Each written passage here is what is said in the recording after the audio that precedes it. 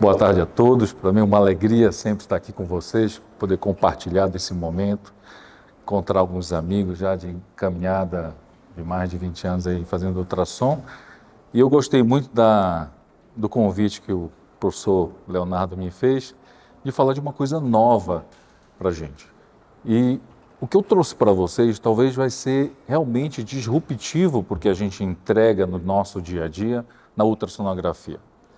A gente vê muito realmente essa história de que é difícil a gente ver pâncreas, que pâncreas talvez vá ser obscuro e a gente vai ter que, de fato, documentar isso no laudo. E eu sou uma pessoa que me questiono muito, porque a minha visão é que a medicina é uma ciência muito ortodoxa, onde a gente tem muita dificuldade em enxergar o novo. E se você olhar para tomografia e ressonância, todos eles têm protocolo para pâncreas. O ultrassom não tem. É a primeira pergunta que eu quero fazer para vocês. Por que pâncreas não tem protocolo no ultrassom? E aí, por isso que a gente fica com essa sensação de que não é um bom método, talvez, para pâncreas.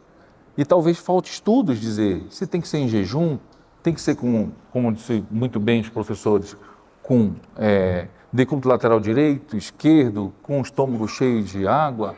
Ainda não falta para isso a gente um protocolo, dizer assim, eu quero o pâncreas, eu quero ver o pâncreas no ultrassom. E muitas vezes também falta uma comunicação na medicina, eu digo isso sempre em todas as minhas aulas. A medicina para mim é uma torre de Babel, onde o colega solicitante, seja ele gastroenterologista, nutrólogo, endócrino, que interessa hoje muito o estudo do pâncreas, ele não sabe a nossa capacidade de ver o pâncreas. E a gente muitas vezes não sabe o que ele precisa. E o colega cirurgião também está dentro desse ecossistema. Então, o que eu trago para vocês hoje é uma visão mais moderna sobre a ecogenicidade do pâncreas e eu acho que é papel de vocês, de fato, eu entregar esse alerta para a gente ir atrás de mais conhecimento e vocês divulgarem no local de vocês, que vocês vão ver que vocês vão ser disruptivos em cada região. Foi muito bem falado aqui, e eu sou dessa geração, professor, que quando eu fiz a residência me falava realmente que existia esse aumento de ecogenicidade do pâncreas conforme vai acontecendo o envelhecimento. Então, no nosso dia a dia, realmente, a gente pega um paciente mais jovem, realmente a gente vê esse pâncreas mais isoecogênico, teoricamente, aqui com o fígado. E é isso que é propagado para a gente muitas vezes, que quando esse paciente vai evoluindo com a idade, ele vai ter um aumento da ecogenicidade por uma lipossubstituição, como glândula, devido no idoso. Isso, de fato, é verdade. O que talvez não esteja no nosso radar, como ultrassonografista, é que é diferente ocorrer uma lipossubstituição, ou seja, adipócitos começarem a substituir células acinárias pancreáticas, do que começar a haver um acúmulo aumentado de adipócitos intracelular dentro das células acinárias. Isso cada vez mais é o que tem vindo como coisa nova para a gente disruptar talvez a visão da medicina, de olhar para o pâncreas como sim, talvez um sinal precoce de síndrome metabólica, de diabetes, de obesidade, de tudo que pode envolver ali essa disfunção pancreática. E quando a gente olha para o que tem se publicado, a gente tem cada vez mais vendo artigos com esse termo, a esteatose pancreática. Ainda não existe um consenso, tem gente que chama de fígado gorduroso, tem gente chamando agora já de doença pancreática não alcoólica, doença pancreática gordurosa não alcoólica. Assim como a gente já fala para o fígado, a gente tem falado para o pâncreas. E talvez seja de novo o nosso papel chegar na nossa região, na nossa cidade, começar a se comunicar com o colega nutrólogo, colega endocrinologista e o gastroenterologista e dizer assim, olha, a gente já está conseguindo ver esteatose pancreática no ultrassom sim. E você pode associar isso, toda a sua avaliação metabólica de laboratorial, fazer a avaliação de composição corporal e trazer para o paciente algo que talvez não estava no nosso radar.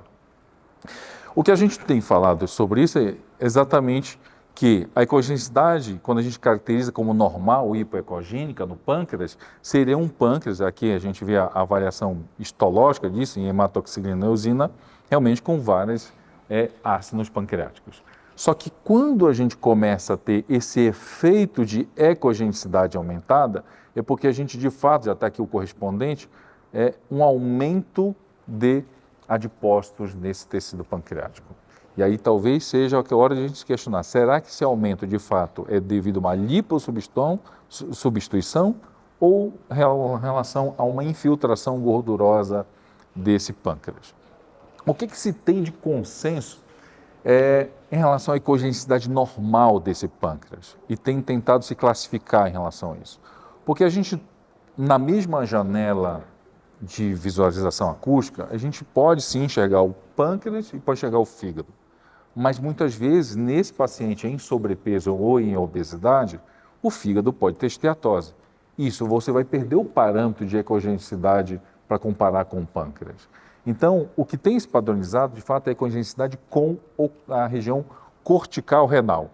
Então, um paciente que não tem grau zero de esteatose pancreática, a ecogenicidade do pâncreas ela é similar à ecogenicidade do parênquima renal. E aí vem um grande desafio, porque numa mesma janela, vocês sabem, a gente não vê os dois órgãos. Você vai ter que fazer a composição de imagem para ter essa visualização. Em grau 1, grau 2, não vou me deter tanto a isso, mas de uma maneira geral, gravem que as nossas referências, a ecogenicidade renal e a ecogenicidade principalmente do retroperitônio. Aonde eu quero chegar? Se o meu pâncreas está isoecogênico com a região cortical do rim, eu tenho um grau 0. Se ele já começa a ser elevado em relação a isso, eu já posso ter um grau 1, mas ele tem que ser menor que a ecogenicidade da gordura retroperitoneal. E quando ele chega a atingir uma similaridade da ecogenicidade, eu já estou frente a uma esteatose pancreática grau 3. Eu vou mostrar isso para vocês na prática, como é que a gente vê. Aqui é um artigo também mostrando exatamente, falando desse aumento da ecogenicidade pancreática em relação à infiltração gordurosa e sua repercussão clínica, que esse é um grande desafio hoje em gastroenterologia, porque eles não sabem muito bem ainda nem como tratar isso, ainda estão indo na linha de fato como a gente trata a esteatose hepática, que é através principalmente da redução de peso, medidas para redução de peso. Então, o parâmetro que a gente tem que ter é esse. Estou com o meu pâncreas aqui, vocês percebam que ele é isoecogênico com o parênquima renal, e o meu parâmetro de gordura do reto peritônio é aqui, olha, principalmente em volta da artéria mesentérica superior. Vocês veem que a ecogenicidade da gordura retoperitoneal, que está contornando os vasos aqui do reto peritônio, ela é bem maior do que a ecogenicidade do pâncreas. Então, isso aí é um paciente que não tem esteatose pancreática. Aqui no vídeo, então a gente vê, analisa, então é porque isso eu falei para vocês. Fica difícil se eu começar a usar o fígado como meu parâmetro de comparação, porque se o paciente pode, de fato, ter uma esteatose hepática e pode me tirar o parâmetro. Agora, se eu comparar essa ecogenicidade do pâncreas com já a da gordura retoperitoneal, vocês veem que a gordura retroperitoneal está bem mais hiperecogênica nesse paciente. Então, esse já é um paciente que vocês veem que o pâncreas começa a ficar mais hiperecogênico também do que a ecogenicidade, só que ele está levemente menos ecogênico do que a ecogenicidade da gordura retroperitoneal. Vejam aqui. Detalhe, esse paciente, vocês veem que ele já tem também um aumento da ecogenicidade hepática. Então, por isso, ele tem também esteatose hepática. Então, por isso que a gente não pode usar o fígado como nossa referência para isso. Então, esse seria uma esteatose pancreática grau 1. E aqui a gente vê a representação. Aqui no vídeo, talvez a apresentação perde um pouco a definição de ecogenicidade, mas no aparelho era um pouco mais perceptível essa ecogenicidade não tão branca quanto a ecogenicidade da gordura que está contornando principalmente aqui a artéria mesentérica superior. Já esse outro caso, vocês veem novamente um pâncreas bem hiperecogênico em relação à ecogenicidade do parênquima renal, um fígado esteatótico também, e agora sim já uma ecogenicidade semelhante, aqui olha, do pâncreas com ecogenicidade, mas ainda assim não tão ecogênica. Tá? Eu também não diria que está totalmente similar o que a gente vê com a ecogenicidade do pâncreas com a ecogenicidade do retroperitônio. E num paciente com uma esteatose bem avançada, um pâncreas bem hiperecogênico, agora sim, similar à gordura retroperitoneal e bem mais hiperecogênico também que o parênquima renal.